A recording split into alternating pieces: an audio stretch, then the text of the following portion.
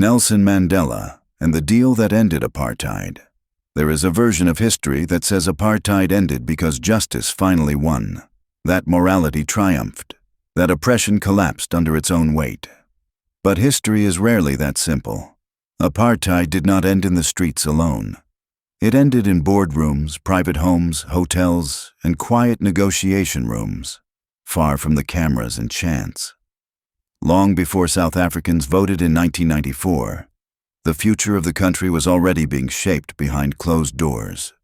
When Mandela was released from prison, South Africa was on the brink. Violence was escalating. The economy was shrinking. Capital was preparing to flee.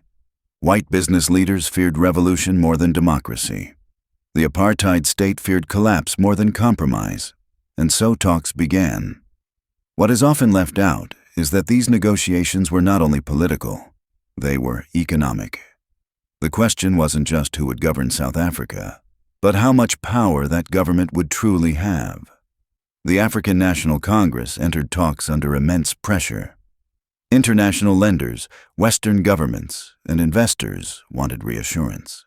They needed guarantees that South Africa would remain open to global markets, that property would be protected, that mines, banks, and corporations would not be seized. The message was subtle, but firm. Democracy was acceptable. Economic disruption was not. Mandela understood the stakes. South Africa needed legitimacy, stability, and access to the global economy. Without it, the new government could fail before it even began. So concessions were made, not loudly, not publicly, but decisively.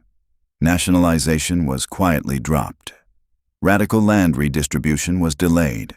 The central bank was protected from political control. In exchange, apartheid ended peacefully. The deal worked, at least on the surface. South Africa avoided civil war. The transition became a global model. Mandela was celebrated as a peacemaker, and the world exhaled. But beneath that success lay a trade-off few wanted to discuss. The structures of economic power remained intact. Ownership patterns barely changed.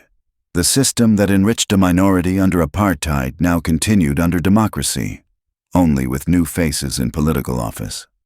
Mandela never denied this reality. He believed that first securing political power was essential, that economic transformation could come later, once democracy was stable, but later never fully came. As years passed, inequality hardened. A small black elite joined the existing economic structure, while millions remained excluded. The deal that saved South Africa from chaos also limited how far transformation could go. This is why Mandela's legacy is so complex. He did not sell out the struggle. He navigated an impossible moment.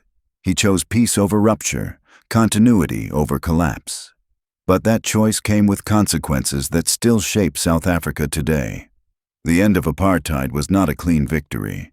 It was a negotiated settlement, one that traded radical change for survival. And that raises an uncomfortable question many still avoid. If the price of peace was economic compromise, was it unavoidable? Or was it too high? Because the deal that ended apartheid didn't just close a chapter of history. It wrote the rules of the future.